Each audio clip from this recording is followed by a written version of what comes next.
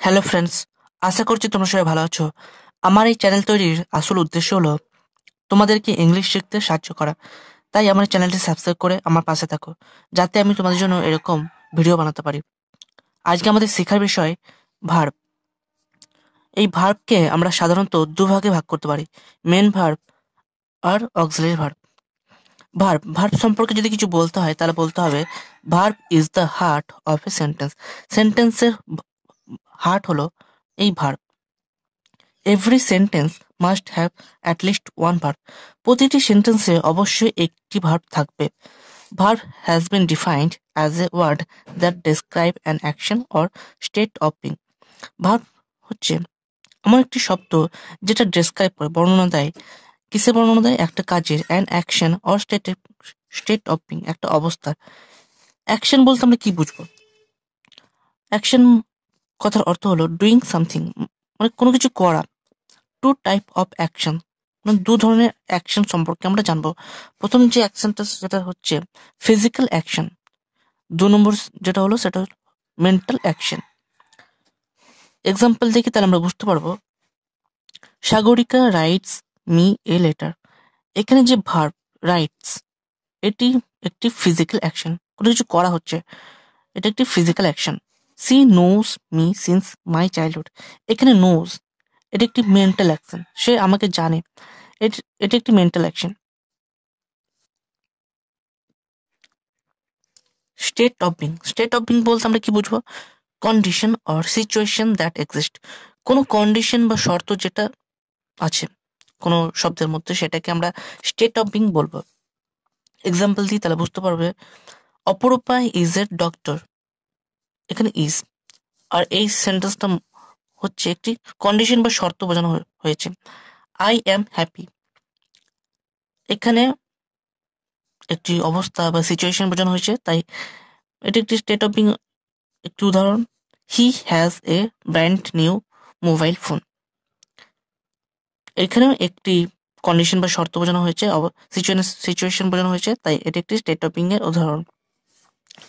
এরপর আমরা types of verb সম্পর্কে আলোচনা করব।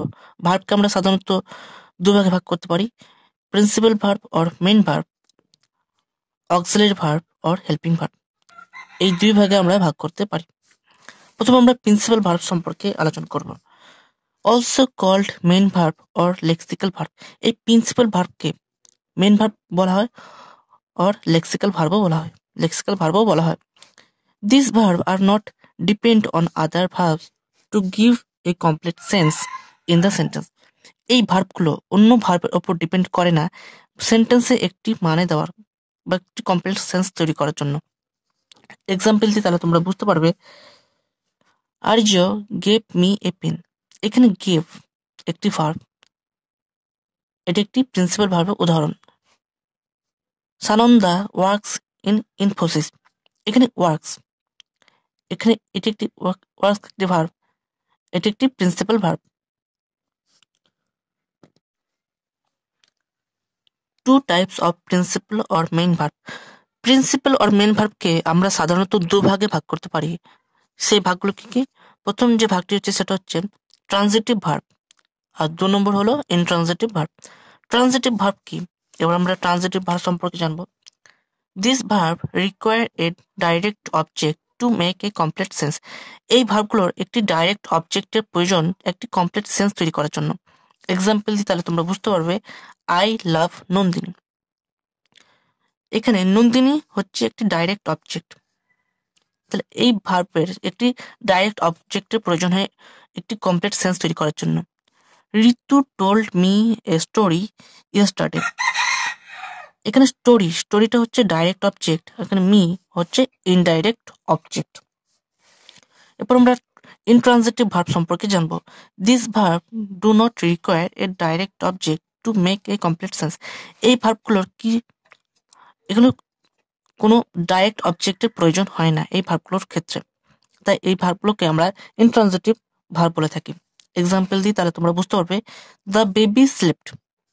এখানে কোনো ডাইরেক্ট অবজেক্ট আমরা দেখতে পাচ্ছি না। We loved, he runs, no direct object. এই তিনটে সেন্টেন্স আমরা দেখলাম আমরা। এর মধ্যে কোনো ডাইরেক্ট অবজেক্ট আমরা দেখতে পাচ্ছি না।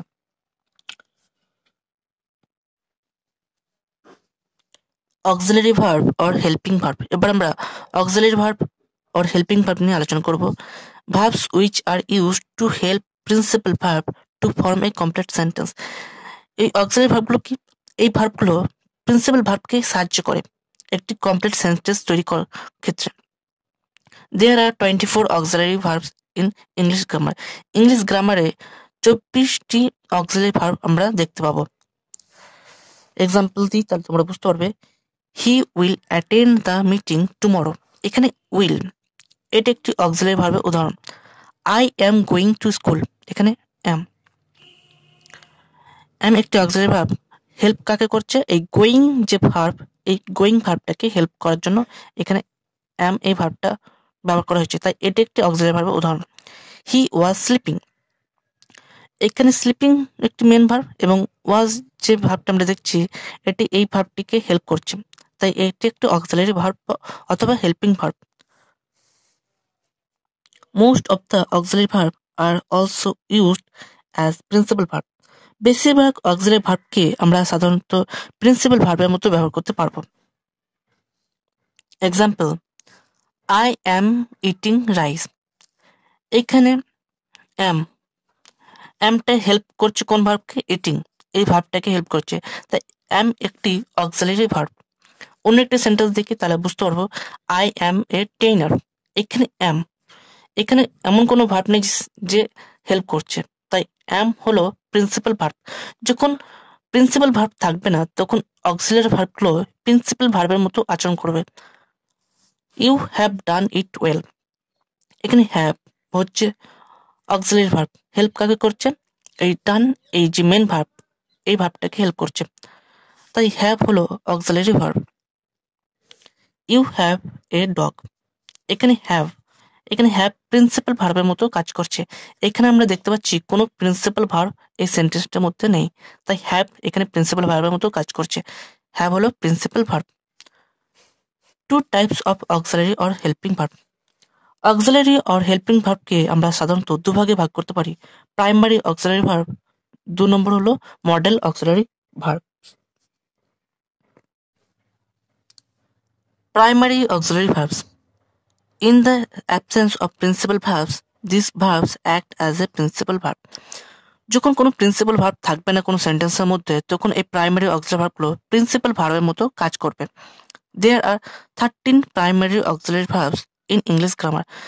13টি প্রাইমারি অক্সিলারি ভার্বস থাকে ইংলিশ গ্রামারের মধ্যে। দেখে নিই এই অক্সিলারি ভার্বগুলো। বি ভার্ব কোনগুলো? am, is, are, was, were, been and being. Do verb কোনগুলো? Do, does and did. Have verb has, have and had. এই 13টাই হলো এই প্রাইমারি অক্সিলারি ভার্ব। এক্সাম্পল দিই, তাহলে তোমরা বুঝতে পারবে।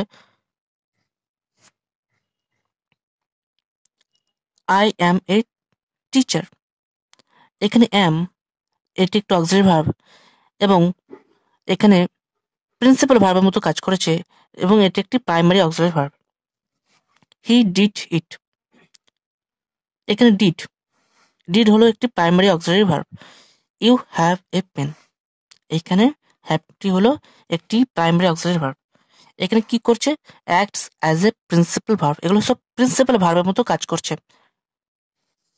এরপর আমরা দেখব modal auxiliary verb. Modal auxiliary verbs. This verbs shows possibility, ability, willingness, permission, comment, wish etcetera in a sentence. এই ভার্বগুলো কি করে? কোনো পসিবিলিটি কোনো সম্ভাবনা, এবিলিটি মানে সক্ষমতা, উইলিংনেস মানে ইচ্ছা, পারমিশন মানে অনুমতি, কমেন্ট মানে আদেশ, উইশ মানে আশা ইত্যাদি দেখায় একটি সেন্টেন্সের মধ্যে। There are 11 modal auxiliary verbs in English grammar. English গ্রামারের মধ্যে আমরা দেখতে পাবো 11টি মডেল অক্সিলারি ভার্ব। সেগুলো কি কি? Can, could, may, might, must, need, ought, shall, should, will and would are modal auxiliary verb. এগুলো সব মডেল অক্সিলারি ভার্ব। এক্সাম্পল দিই, ইট মে রেইন টুডে। এখানে মে এটি হলো একটি মডেল অক্সিলারি ভার্ব এবং এখানে কি বোঝাচ্ছে একটি পসিবিলিটি, একটা সম্ভাবনা বোঝানোর জন্য আমরা এখানে মে কথাটি ব্যবহার করেছি। He can complete the work in an hour. এখানে এবিলিটি মানে সক্ষমতা, এখানে ক্যান এই ওয়ার্ডটির মাধ্যমে আমরা একটি এবিলিটি মানে সক্ষমতা বোঝানোর চেষ্টা করেছি। ইউ ক্যান গো নাও, এখানে ক্যান আমরা পারমিশন অনুমতি দিতে এই ক্যান শব্দটি ব্যবহার করেছি, এটি একটি মডেল অক্সিলারি ভার্বের উদাহরণ। We must not be late, এখানে উইলিংনেস ব্যবহার করা হচ্ছে। মাস্ট এটি একটি modal auxiliary verb. May you live long, এখানে উইশ এখানে আশা এখানে ইচ্ছা প্রকাশ করা হয়েছে এখানে এই মে ওয়ার্ডটির মাধ্যমে, এটি একটি অক্সিলারি ভার্ব। আশা করছি আমি তোমাদেরকে বিষয়টি সহজভাবে বোঝাতে পেরেছি। আজ এ পর্যন্ত, দেখা হচ্ছে নতুন একটি ভিডিওতে।